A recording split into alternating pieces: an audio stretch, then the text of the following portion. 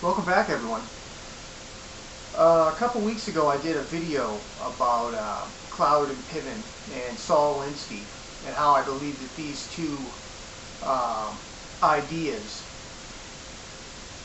were joined together to bring us where we are today. But I did a video a couple weeks ago about it, and I got a lot of responses, and there was one in particular that I found very interesting, and it was the person said to me, "Oh, you need to step into reality. That Cloward-Piven was talked about in the '60s, but we're living in a new day here. I mean, you need to get up with the times. That was something they were talking about in the '60s.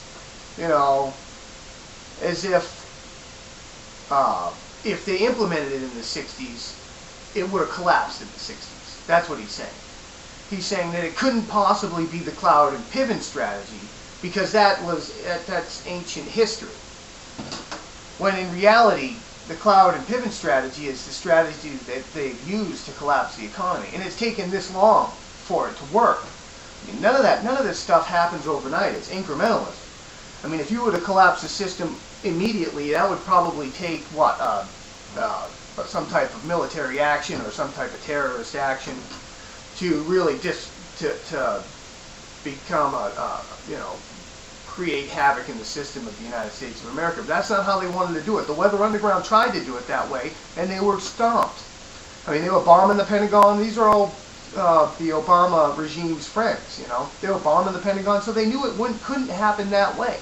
If you want to take over this country, you got to work with inside the system, like Saul Alinsky says. And once you get inside the system, Cloward-Piven recommend that you wrap your arms around all the humanitarian aspects, all the humanitarian causes in the United States of America, and you work to collapse the system from within by overloading the system with unsustainable social programs. See, Saul Alinsky was, you go create the need by organizations. You go create the need by sucking the money from the system in the local, state, local, and federal government, by creating the need. And you use your politicians. This is the way the system works. You use your politicians. They get in there. They raise taxes. They fund the social programs. They raise taxes on the people. Kills jobs. People with money leave, and then the areas become like Detroit. That's what ends up happening. Detroit and Chicago, and you've got inner cities which are mostly minority. They want to call it white flight because the white people left, but really it's green flight because anybody with money left. And anybody who didn't want to be oppressed under welfare left.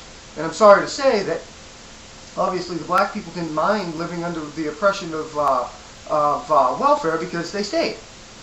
And everybody else left.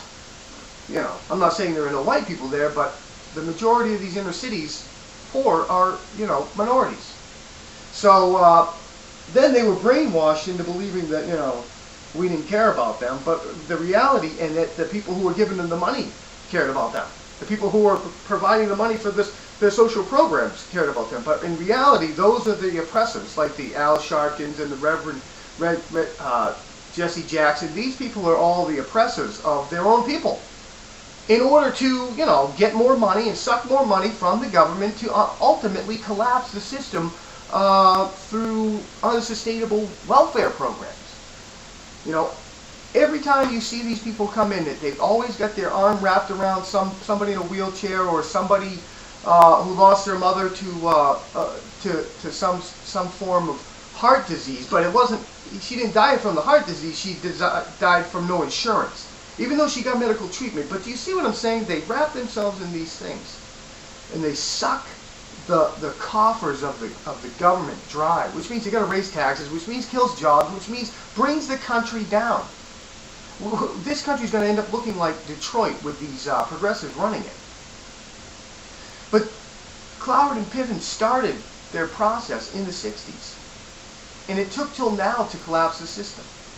Do you understand what I'm saying? But this person who sent me this email, called me an idiot because this was something that happened back then. But it began then.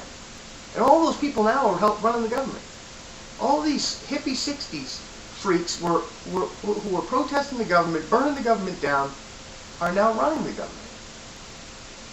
At the very time when all of their plans are working, it's collapsing. Do you see what I'm saying? But the reason why they're winning is because these people are pretending to be the ones that are going to help, but in reality they're the ones that caused it.